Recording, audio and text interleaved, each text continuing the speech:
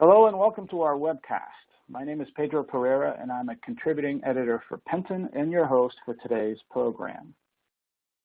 Today we will be discussing a very important topic. Only multi-vector protection can keep today's businesses secure. Our guest speaker is Dave Dufour, who is Senior Director of Cybersecurity and Engineering at Webroot. We'll be hearing from Dave in just a few minutes. Before we get to our presentation, I'd like to go over a few housekeeping items. First, please familiarize yourself with the widget bar on your screen, where you'll see buttons for a media player, a Q&A box, a Twitter post, and a slide area. There is also an online help option if you need it. We also invite you to use the Twitter widget to share your thoughts on social media about this program. For your viewing comfort, you are able to move and resize the slides. So if you want to take a minute to go ahead and play around with them to see what works for you, please do so now. We want you in the audience to get involved in the discussion today. So please take advantage of the Q&A widget on your screen to ask our speaker some questions. We will have a Q&A session toward the end of the webcast. Dave has plenty of compelling information to share with us today about the threat landscape and how to protect against multi-vector attacks. Before we get to him, let me first set the scene for you. Increasingly, cybercriminals perpetrate attacks that involve multiple stages and attempt to get into networks through various entry points. The more entry points or vectors that they target, the more likely attackers are to succeed in breaking in. In a multi-vector attack, malware can first be introduced into the network through a phishing email. Once a user unwittingly allows the malware into the system, let's say by clicking an infected Word file, it can sit there undetected for some time and then communicate with a control and command server that is set up to steal information or introduce more malware. A business that addresses some vectors in its security strategy but ignores others isn't properly protected. MSPs, as the stewards of their clients' data, have a duty to make sure that this doesn't happen by addressing all attack vectors and protecting their clients against not only known threats, but also those that haven't been identified yet. It's a big challenge, and that's for sure, but it's not impossible, as long as you have the right tools and practices in place to secure your clients' environments. And now, to tell us more about all this, we're going to turn it over to Dave Dufour from Webroot. Welcome, Dave. How are you? I'm good. Thank you very much, Pedro. Great. Thank you for joining us today. Oh, you're very welcome. Thanks for having me. So I'm gonna jump right in. Today we're going to talk about multi-vector protection and how it can make sure your business is secure. Again, my name is Dave Dufour. I'm Senior Director of Cybersecurity and Engineering at Webroot. My background, really, just real quick, is I started off in the Air Force in the late 80s. I've been doing software development and hardware integration ever since. Been with Webroot for 4 years, focused on their cybersecurity solutions. Done a ton of work with large OEMs, appliance manufacturers. Spend a lot of time doing integration of security solutions in network appliances, and also spend a lot of time working on our software. So I have a lot of background and understanding of how attackers are coming in from different locations and in different directions to attack and try to penetrate into businesses and get information from them. So anyway, today, what we're going to focus on, and by the way, I want to echo Pedro's words. I really love when folks ask questions. I know we're going to hold the Q&A to the end. Being a webinar, it's a little disruptive to answer questions while we're going. But please do ask questions. We'll get to as many as we can, and I look forward to answering. So, today, 3 main things we're going to focus on, or the agenda we've kind of outlined here, is a general discussion about how we secure the connection, the user, and the device.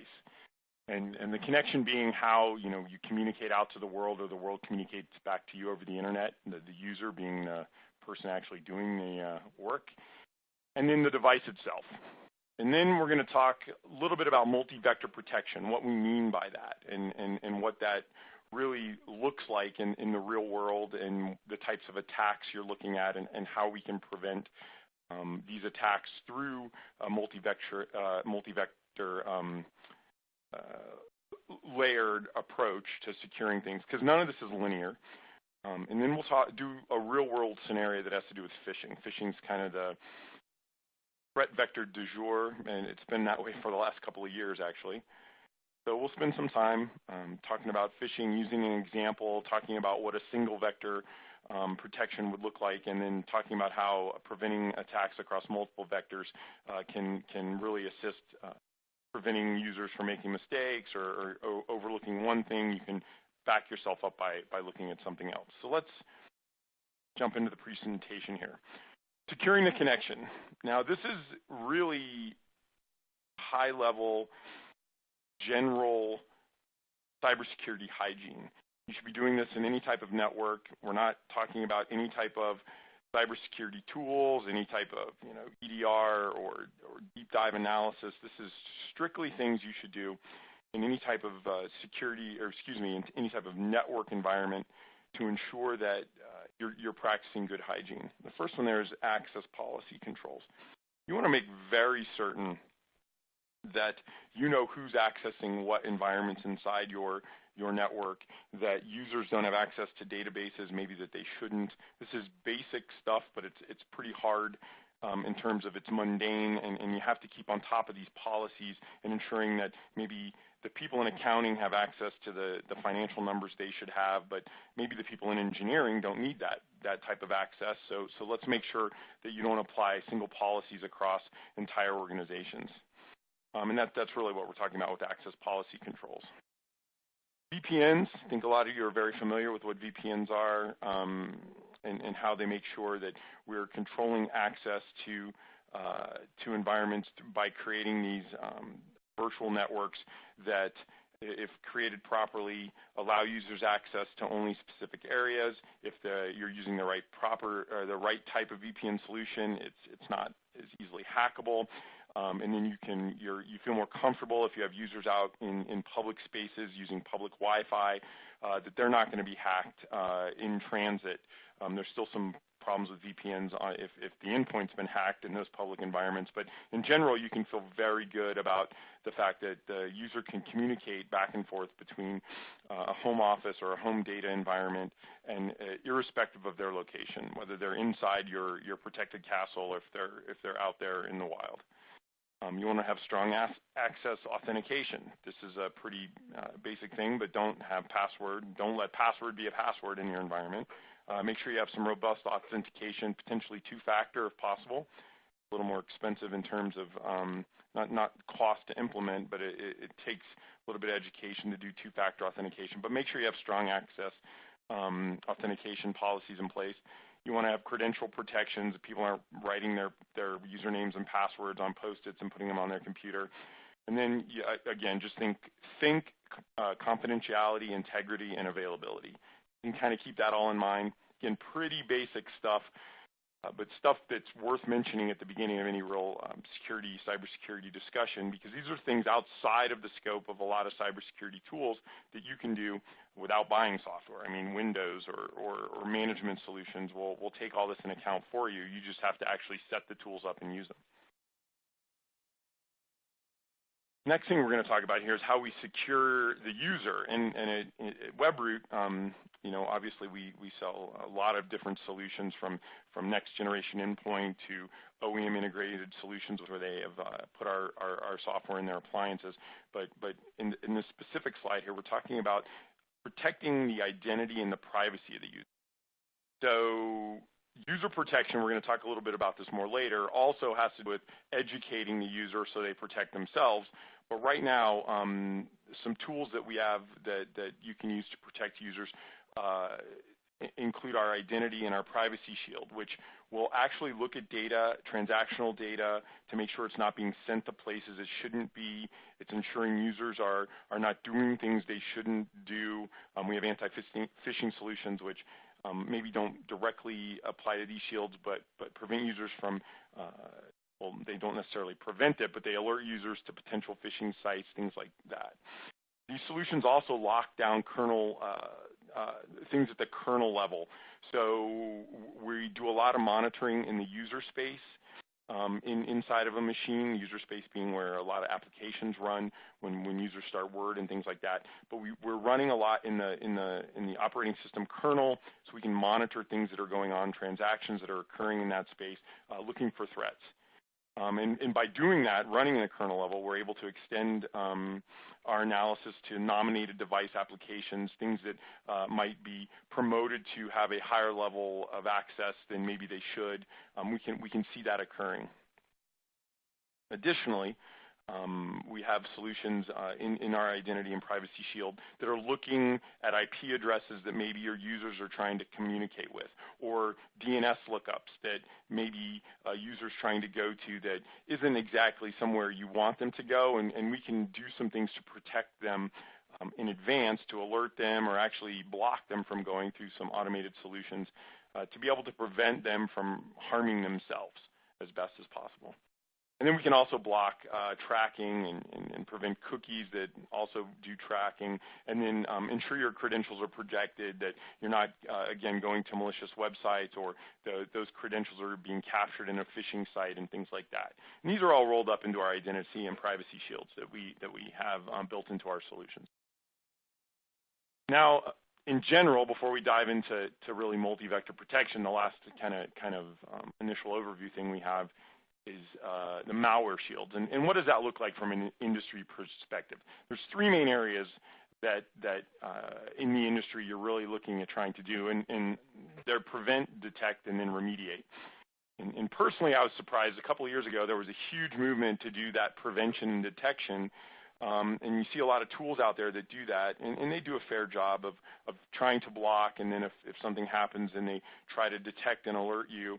But they don't do remediation, and I was surprised when that became kind of a industry norm, and people were very excited about that back in 2015. I was seeing a lot of that when I was speaking at RSA or Gartner on different types of security solutions, that people were really looking for that prevention and detection. But we've kind of seen that come full circle, and we've been doing remediation for, ever since we've existed as a company. I think we're at 20 years now. So we've come back to that look where you want to prevent malware from getting on the machine. Obviously, that's the best way to do it, is to block it before it lands. But if it does land, you want to keep it from executing and then harden the system against it from being able to do anything. Now, if it does land on the machine, you want to detect it. And in a lot of ways, that was done before through doing, file lookups, hashing a file, looking it up in the cloud. And there's been a lot of move towards behavior monitoring, running software in a sandbox to see how it reacts. I can tell you as an engineer, it's not too terribly difficult to detect that I'm running a piece of software in a sandbox. So behavior monitoring is good when done properly, but sandboxing alone isn't the best way to do it, because if you can detect, and I'm not the smartest engineer on the planet, but if I know tricks of detecting if I'm in a sandbox, there's things that I need to potentially maybe let it run in the wild and then be able to prevent it from doing malicious things while letting it run in the wild, so that it can't detect a sandbox because it's not running in a sandbox. And so behavioral is really a good way of detecting malware, but where we're really moving to is that contextual analysis, grabbing feature vectors, which are what you use in machine learning, grabbing this data, sending it up to the cloud, and making determinations with machine models to determine if something is malicious or not. And that, again, boils down to detection and whether you're going to let it run.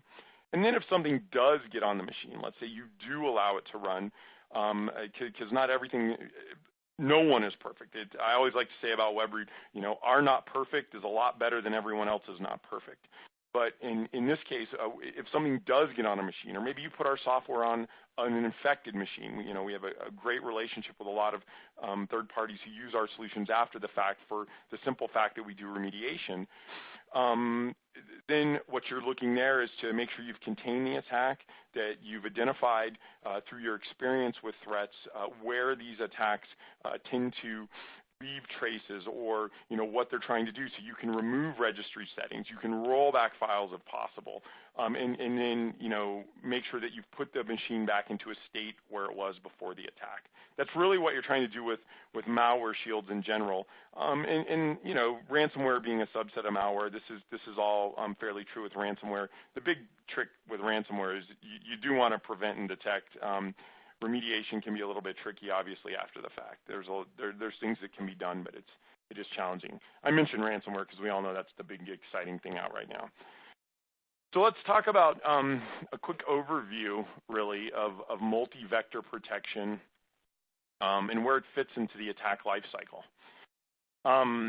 So there are three main stages here. The attack stage, where you're trying to get something into an environment, the payload that you're trying to deliver into that environment, and then the infection point or the remediation capability. And then you want to understand, if you understand that these are the kind of the phases here, you can build shields into solutions that provide that holistic prevention component. Because what's possible is you don't know what the attack vector is going to be, so you have to be prepared for as many attack vectors as you can. The tricky thing with hacking, and the kind of elegant thing about it, is whatever you prevent today, someone's going to come up with a new attack vector tomorrow. So you want to then add that next layer of blocking the payload or identifying a payload as malicious, so that if a new attack vector comes along, you can prevent it at the payload level. And then vice versa, maybe a new payload or a new piece of malware comes out that you've not seen before, but you've got really solid ability to block the various attack vectors. Well, you can block that malware delivery payload that you've maybe never seen before through the way you're blocking attack vectors. So my point in that description is this is not linear.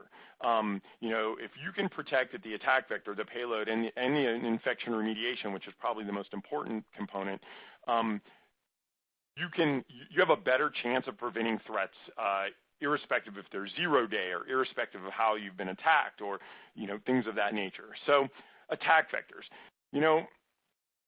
just a little bit of background. The big attack vectors we see that we've seen over the past couple of years have moved away from worms, even though we're seeing a resurgence in worms and IoT devices, to things like phishing, which is a very, very common way of getting into an environment, and we'll talk about more. That's our use case we're going to walk through here in a minute.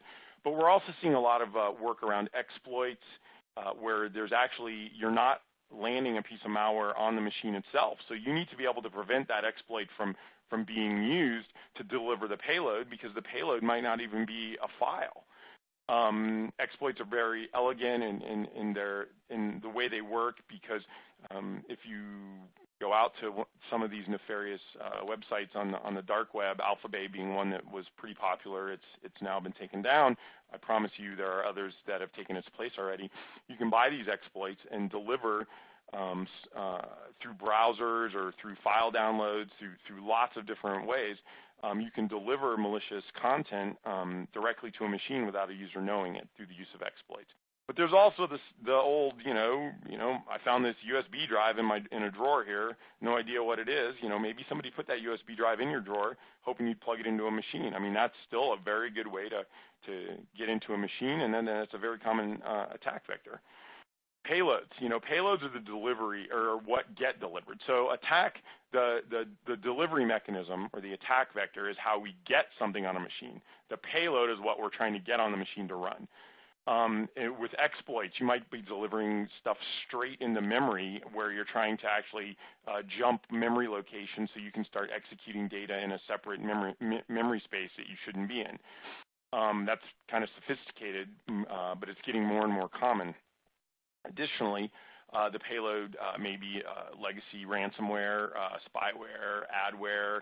Malicious scripts are getting very common. It's very common to have a script file in an email that someone calls it a resume, and you double-click it, and it launches Microsoft Word, and all of a sudden now we've got some type of Word exploit that's pulling down a piece of malware that gets installed.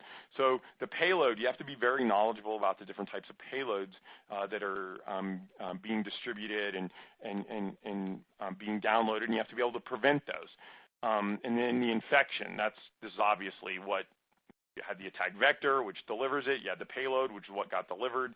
And then the infection is what occurs when the package or the payload actually executes or runs on the machine. And you need to be able to remediate against that, identify 0 days. You do this through looking at behaviors, because you want to prevent that infection from occurring if the file did get through all your other shields and actually landed on the machine.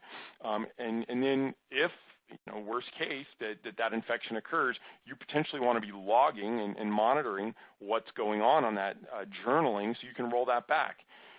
And speaking of journaling, at Webroot, we've been doing journaling for 7, 8, 9 years now, and we don't use the common journaling that a lot of other vendors are using out in the industry with shadow copy. And Microsoft, that's a Microsoft solution. It's a great solution. They do a great job with it. The one trick with that is I can go out on the internet and get as much information as I want about shadow copy and how it works. We do a proprietary journaling that we've developed. We're very comfortable with the journaling we have, and it allows us, if there is an infection, it allows us to roll back the infected environments, and it's one of those security through obscurity where we know how it works, and we're very comfortable with it. So anyway, just wanted to mention that. So this is kind of the multi-vector protection. I didn't really talk about the protection part here. What I talked about was this is almost the multi-vector attacks methods. And I'm going to walk you through kind of an example now, and hopefully it'll make it a little bit clear, like the use case of how this idea that we have here at Webroot of providing this multi-vector protection helps prevent that. So the problem. I think everyone's familiar with phishing. Phishing was behind 90% of security incidents in 2016, and 94% of malware is unique to a single endpoint. So let's talk a little bit about that. First, the 94%. So at Webroot, last year, we saw malicious files, not good files. Like files good, they're pretty static, right? They don't change very much, if at all. But 94% of the malware we saw last year, we saw on only one endpoint. Now, does that mean that there's all this brand new malware out there that is different and unique? No. What that means is it's polymorphic. And what that does is the developers are obfuscating the malware. They're making it look like something that it's not, or they're modifying it in a small way so that it tricks your legacy endpoint solutions that don't know how to look for behaviors, that don't do a deeper dive analysis on what it's actually trying to do. And for example, the reason you do polymorphic is it's super easy to do polymorphic.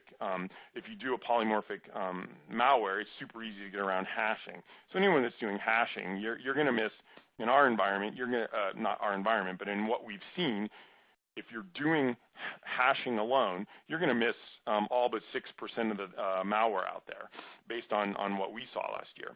But if you couple hashing, which you want to do hashing, it's not horrible, because hashing gives you a lot of the good malware, or excuse me, the good files, so you can get them out of the queue and focus on your efforts on the bad stuff. So you still want to do hashing and lookups and make sure you're identifying the good files, get them out of the queue, and you can spend your time doing behavior analysis on unknown files, which is what we typically see the most of. And then phishing. Little story here from my background. Back in the late 80s, when I went into the U.S. Air Force in Biloxi, Mississippi, one of the very first things I was taught in my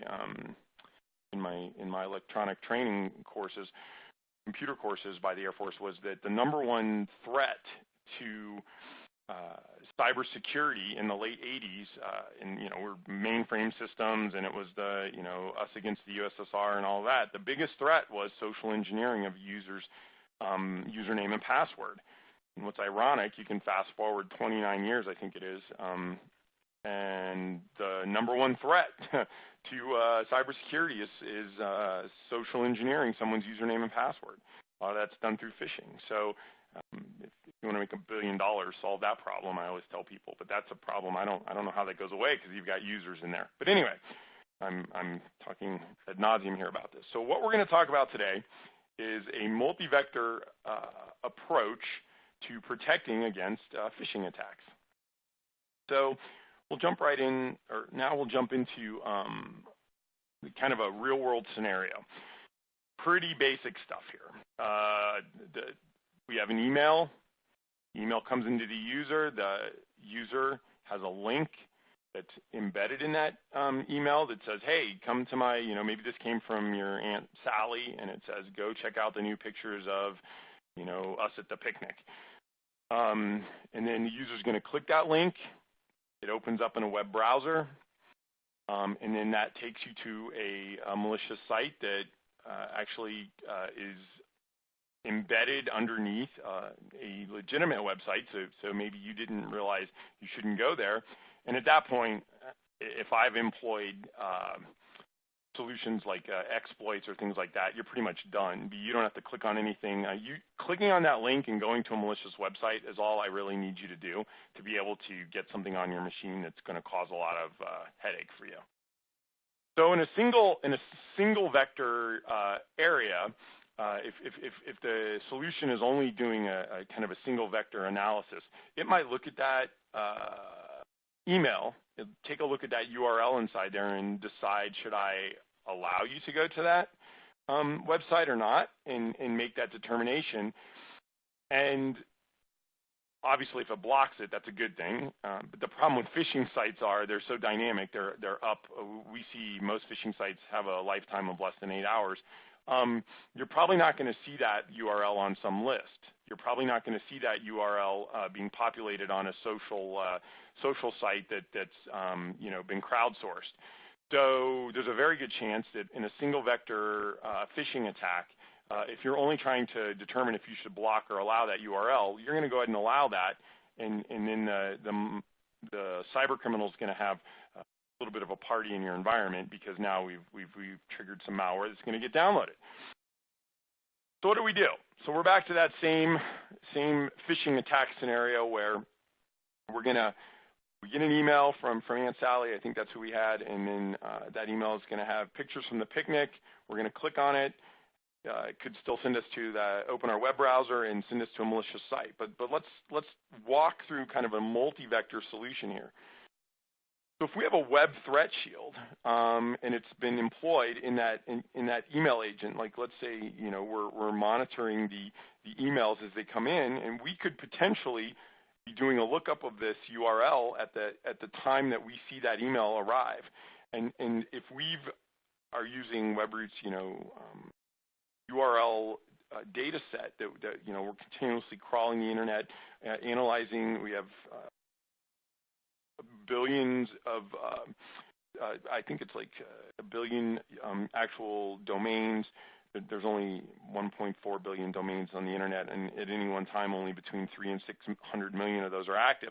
We have about around a billion domains, and then somewhere in plus 30 billion plus URLs that we've looked at, which deep dive into those domains.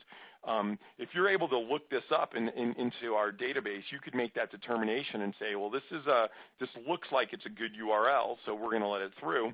Or you might say, this is a malicious URL. We might want to move it over here into a bucket that we store, and maybe an administrator needs to take a look at it to make sure before that email goes through. So this is that first layer of protection that you could actually implement that would take a look at these URLs in the email to make the determination. But let's say that you did a lookup, didn't have specific information down to the URL level because phishing URLs can be very obscure. You did look at the domain because maybe they had hacked a site that was actually a good site and embedded that phishing web information deep down in that site.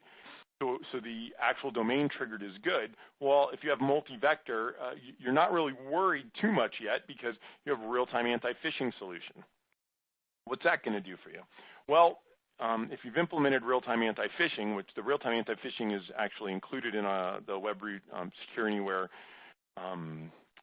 next-generation antivirus solution, whenever somebody browses to a website, we actually go out to that website in real time, analyze that website to make a determination if it's phishing or not. So to be very clear, what's different here, and you know, the Web Threat Shield did that lookup in the environment to determine if this URL is good or bad.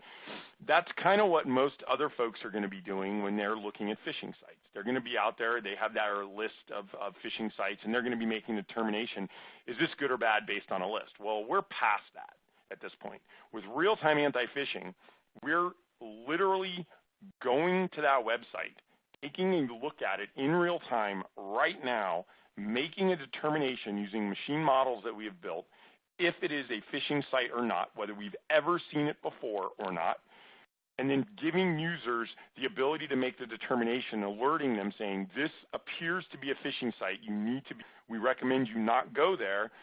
But of course, you know, administrators can control this, but you're a single user, you can make the choice of going there or not and entering your information. But we are alerting you, telling you in real time, this is a phishing site that exists today, right now. It's not looking it up in a list. So that's, you know, another vector to help protect against phishing, and that's the use case we have here.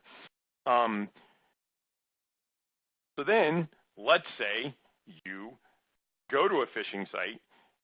It's not phishing credentials in this case. It's actually trying to entice you to click on something, and you actually still do it. So we went through the Web Threat Shield. It went through the phishing and alerted you, but you still clicked on it. Now we have a real-time shield, because now it's possible that this malicious site is about to start pushing a piece of software down on your machine unbeknownst to you. So this real-time shield, what it's going to do is it's going to analyze what is actually coming down. Now we have several solutions that do this. We have a brand new solution that's not yet integrated into our Secure Anywhere, but our OEMs are using it. It's called streaming malware detection, where we're able to determine, looking at IP packets, the actual network packets, without the whole file, we're actually able to make determinations if a file that is coming into a network, and again, without having the entire file, if it looks malicious or not, and alert you. Additionally, if you have our WSA endpoint on the machine, we will be analyzing that file as it comes down, if it's a file, and then if it's other ways, we'll get to that in a second. And we're able to look at that in real time as the file is coming down. So we've had the first where we did the analysis with the Web Threat Shield that got through. We did the real-time anti-phishing where it actually, you clicked on it said, maybe don't go here, but you did anyway. And now we've got a file coming down. When that lands on the machine, we're going to take a look at it. What do we know about this file? Have we seen it before? Is it similar to other files we've seen, even though it may not hash the same? Is it polymorphic, and can we identify what it is? And that's what our real-time shield is going to do for you. And then finally, let's say polymorphic. They've obscured malware in some type of other malware so that we may identify, and that's actually becoming very common, where we will obscure the real intent of what we're trying to do inside something that looks malicious, so you're protecting against the wrong thing, kind of a sleight of hand. So now we have this behavior analysis that we're able to do, where we can look at what this file is doing. And the one thing I want to call out here that's really different about us, a lot of folks, I had mentioned earlier, run solutions in a sandbox to be able to make a determination, is this good or bad, based on the behavior we see in a sandbox. Well, at Webroot, we take a little different, and albeit if you're not super familiar with our software, potentially scary approach, where we actually allow an unknown piece of software to run on your computer. Now, we're allowing it to run in a very controlled state, but by doing this, you're not able to detect that it's running in a sandbox because it's not running in a sandbox. And so we're able to watch everything that this file is doing, and if it trends towards good, we can start to release a little bit more and a little bit more and let it do more, but we continue to watch it until we make that 100% determination if it's good or not. If it trends towards bad, what we've been doing this whole time, and I talked about rollback, is we've been journaling everything this file does on your machine. Is it making registry settings? changes? Is it trying to modify other files? If it is, let's make sure we back up those files or journal what it did so we can undo what it's doing to those files. You know, is it trying to make API calls that we don't really like it doing? And so we capture all of this information that that it's doing while it's running for two reasons. One, so we can roll it back if we determine it's bad. And two, by letting it run in this open state and gathering this behavioral information, we're kind of fooling the bad guys into thinking they're in a safe environment to run in. We can shoot that up to the cloud for analysis to make determination if this looks like something we've seen before. And if so, we can block it straight away, roll it back, and now we've blocked a file based on a behavior analytics that no one has ever seen before. But fortunately, we've seen that behavior before, and we're able to prevent it from doing anything nefarious. So it's pretty interesting. It's a little bit complicated, but it's really fun. From an engineering perspective, it's a lot of fun to work on. And so then we're back to auto remediation, and that goes back to the behavior shield where it's analyzing, watching, and if we make that determination that something's bad, we're going to immediately shut that file or that process down from execution, and we're going to auto remediate. We're going to roll the machine back to the state it was in before that file did anything. I want to be very clear. We're not rolling back the entire machine so that if you made a bunch of changes to an Excel file or you made a bunch of changes to a Word file that had nothing to do with this attack, we're not going to change those. We're only going to change whatever this malicious file that landed on your machine changed. We're not changing the whole computer back. Hopefully that makes a lot of sense, and that's kind of this. Look, and this isn't the only scenario. This is a scenario I picked out. I mean, we do a lot of work on 0 days. We do a lot of work blocking malicious IP addresses for command and control. We do a lot of work, like I said, with streaming malware. And we have so many layers of protection that it's really worth, you know, if you have a lot of detailed questions, to get in touch with us here. But this was just kind of a general example I could give pretty straightforward in a webinar. So let's just one last thing before I kind of summarize. How good are we at stopping malware? How good are we? You know, everybody talks about, you know, being able to stop 0 days or being able to protect against this or that. Well, so statistically speaking, that's kind of what we've done with this slide here.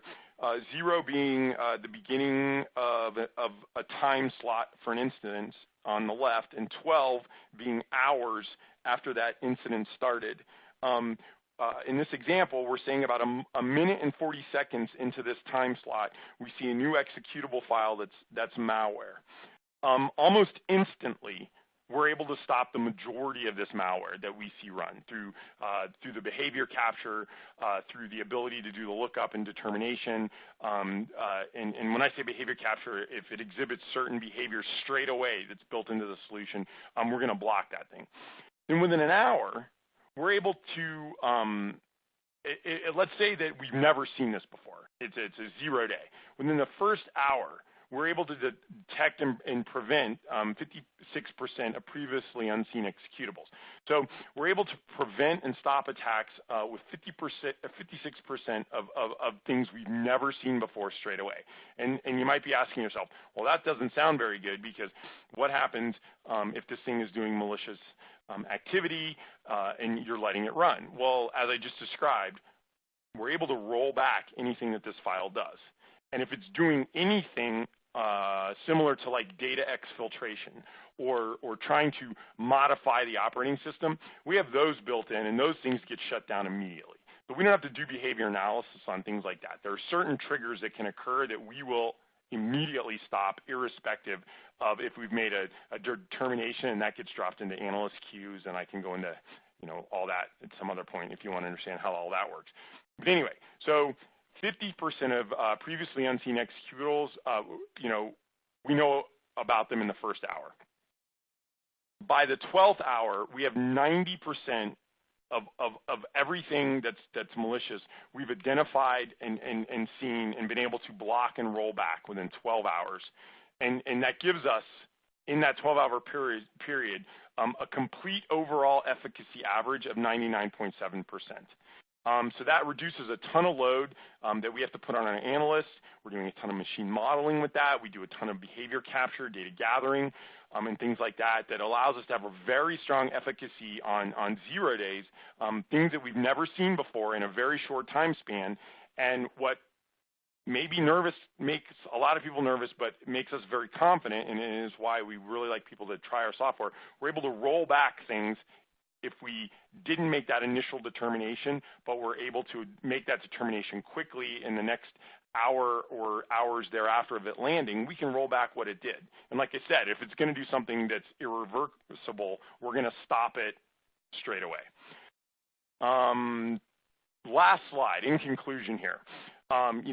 Obviously, we want attacks to stop before the infection executes, right? And that's making sure you have lots of multi-vector solutions that are in that attack phase on delivery, on stopping phishing, stopping exploits, stopping USB drives from being able to auto-execute. All those shields that prevent things from delivering the malware. And you also want to be able to look at those payloads and make determinations through like streaming malware detection, or being able to look into files and break down obfuscated files to understand what's inside that, so we can prevent the thing from even getting on the machine in the first place, so that it doesn't execute and infect the machine. Obviously, if it does get on the machine, you want to be able to remediate it. We have to worry about the velocity and variety and success rate of these attacks. Multi-vector allows us to kind of have a bubble around the solution instead of having that kill chain where we have to, follow things linearly. I mean, that's not exactly right, because you still are doing the kill chain. But you need to have these multiple protection layers to just be able to, if one thing misses it, the other thing's going to pick up the slack and catch it. You've obviously got to secure your online connectivity and your identity and do real-time prevention. And then you need to look, this is a big thing that we have, and we're very proud of it. You need to try to look for technology partners that can do all of this. They can help you protect your users. They can help you protect the devices, and they're doing this through an automated methodology that will both automatically protect you and automatically remediate solutions for you if something does happen to get through. So that's conclusion. I guess now I will look to Pedro or anyone who maybe has questions for us. All right, Dave. Well, thank you very much. It's a lot of great information, a lot to digest. We're going to start, addressing the questions from the audience. As I look at the first one here, just remind folks that this was one scenario of many, as you said, Dave. I mean, 90% of the incidents in 2016 had phishing behind them, which I presume is why you focused on phishing. But this is certainly just one scenario of the many possibilities. Absolutely. Okay, so let's get on with the questions here, and I want to remind everyone, please do type in your questions now if you haven't yet. And the first one comes from Kayla in the audience. Is your solution purely for computers, or does it extend to mobile devices? So, yeah, that's actually a great question. We have solutions for Mac, PC, and then Android, and to a lesser extent iOS. And those are for those endpoint solutions where you want to get something that you can manage and control on the endpoint. I should also say we have a number of other solutions that live in network environments, like I've alluded to, things that live in appliances from our partners like F5, Cisco, Palo Alto, and those are protecting in the network as well. So we do have network solutions that we don't sell directly, and then a lot of endpoint solutions for mobile devices and PCs and laptops. Great. Again, folks, please keep sending those questions. We have quite a few. We're going to try to get to as many as possible. The next question is, please elaborate on what transactional data is in this context. So, yeah, that's a great question. So in the bigger picture, from a purely data perspective, there's bulk data where you send over large pieces of data at a time then there's transactional data, where think little bits of data flowing through the network at a time. Meaning, like transactional data would be you go to the store and you buy, a candy bar and you run your credit card through there. That's going to be transactional data. And so when I'm talking about it in the context of a user on a machine, transactional data would be, why is my computer communicating to this website? We would want to be able to detect and protect against those little leaks. Obviously, you want to detect against big leaks. Those are easier to protect against. Transactional data in what we're talking about here is paying attention to the why is my computer calling out to this website and I don't know about it, and can I be alerted? Or why is my computer communicating with this IP address, and can I be alerted? So that I know what my computer is communicating with, because a lot of times we don't know what's going on.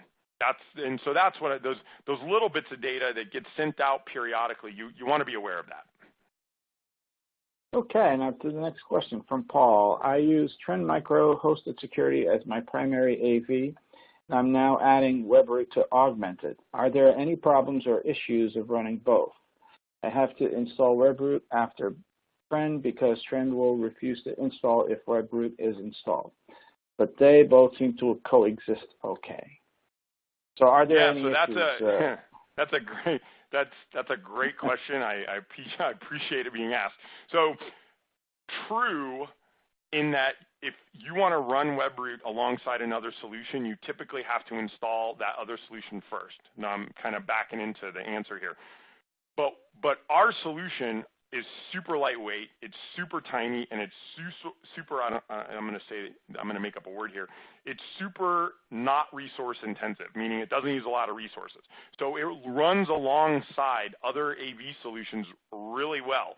And we are very happy to work with people who maybe are using a different solution and they want to see if our solution is going to do what they need, because we feel like it is, and we feel like it's going to do it lighter, faster, better, and we love watching it run next to someone else's. So yes, you have to install it after you've installed someone else's, because most other vendors don't want their solution running alongside something else.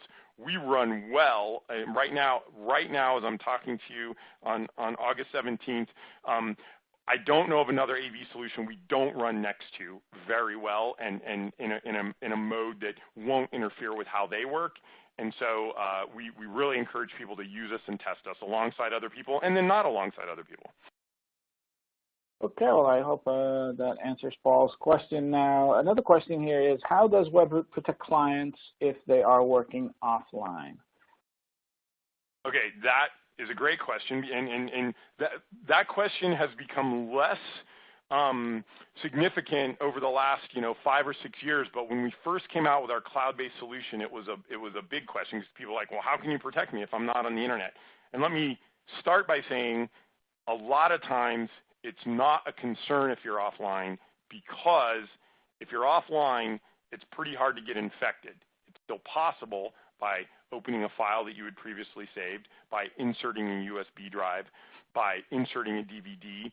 It is still possible to get infected. But in this day and age, it's a lot less likely to be infected if you're offline. Now, that sounds like I'm setting this up for an excuse to say we don't protect if you're offline. That is not the case. Here's what happens if you're offline. We know, as I described a little bit before in our solution, we know there are some key things that we don't want malicious software to be able to do.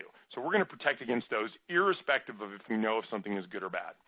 Additionally, if you install a file or run a file that on your machine and you're offline, we're going to journal what it does. And we're going to be able to track what it has done on your machine, so that when you go back online, we are able to look that up, analyze it, determine if it's good behavior, bad behavior, and then be able to decide, hey, this is a good guy, let's go ahead and let this thing run, or this is a bad guy, let's stop this thing, shut it down, and undo, because we've been journaling everything, undo everything it did when it was installed on the computer. Okay, great. Now, keeping in mind that 90% of the incidents recorded in 2016 started with phishing, this is a really important question coming up here, and that's, how important is user education when it comes to helping prevent cyber attacks? Yeah. So I'm an engineer, right? So I think if we could just get rid of people, I could prevent all cyber attacks.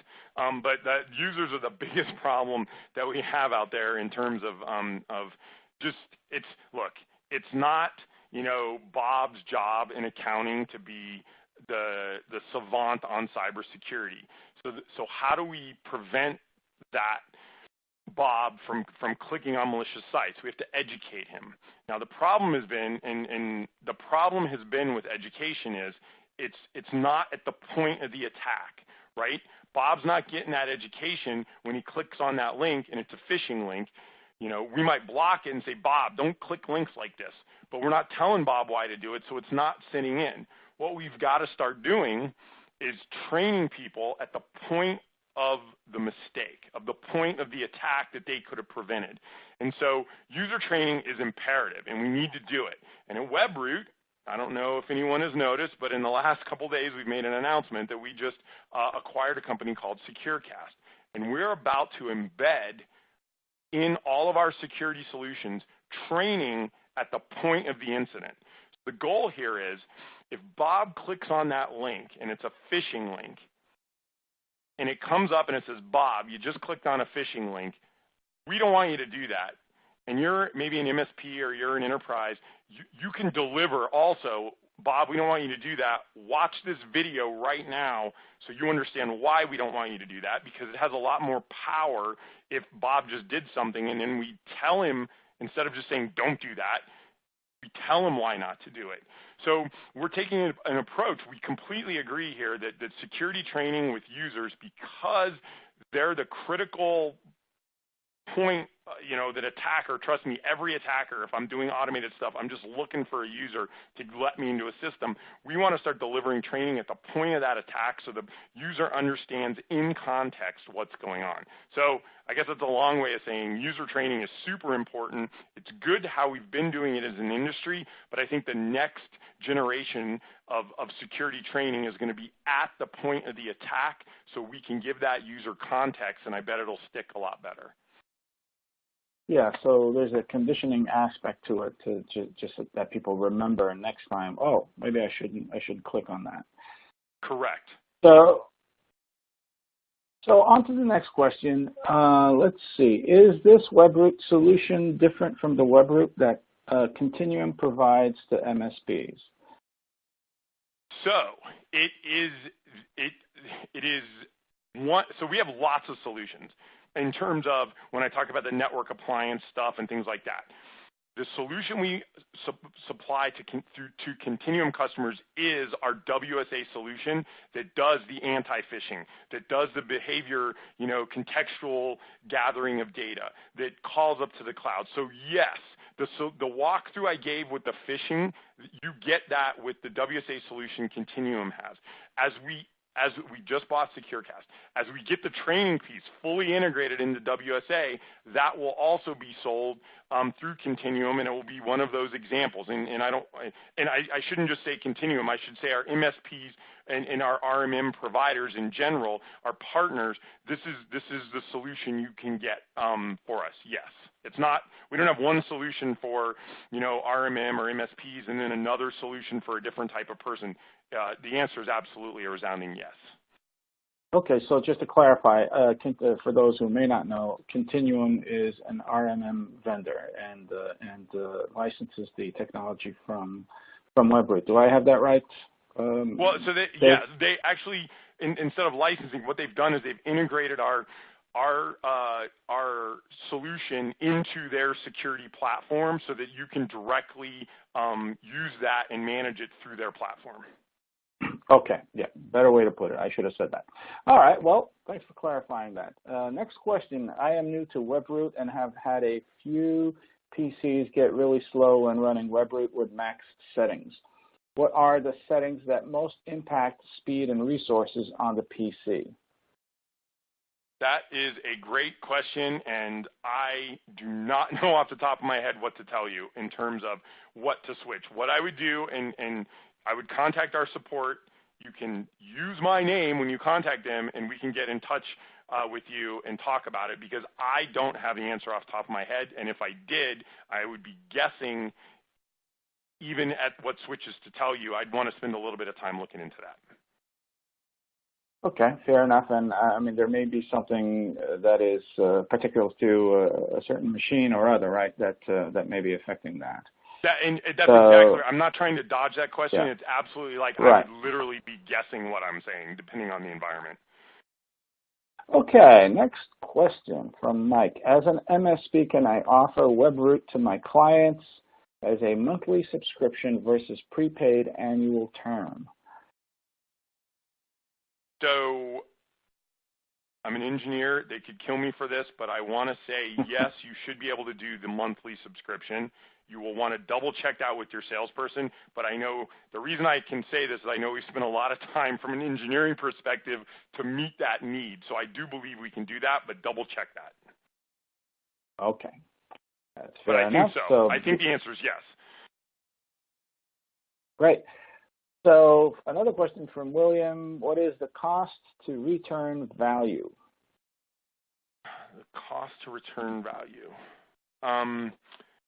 I don't know how to answer that. It'd be an ROI question. Not sure that we can really address that here. Well, and I guess you're right. I can't give you hard numbers. William, we probably want to talk more, get in touch with one of our solutions architects, our sales engineers, and we can maybe talk through that. But I guess the way to look at it would be, are you having to do heavy resource downloads with the files that you have now, or with the solution you have now, in terms of deploying that to customers, having them download updates and things like that, and what kind of manual intervention you have there relative, can you just push things out from a single console and then have that console keep things up to date? That's really, we probably want to talk through it. As I'm saying this, I realize we probably want to take that offline and talk about it. Okay. Now I think we have time for one more from Jeffrey. How can you stop those websites that hide on your computer?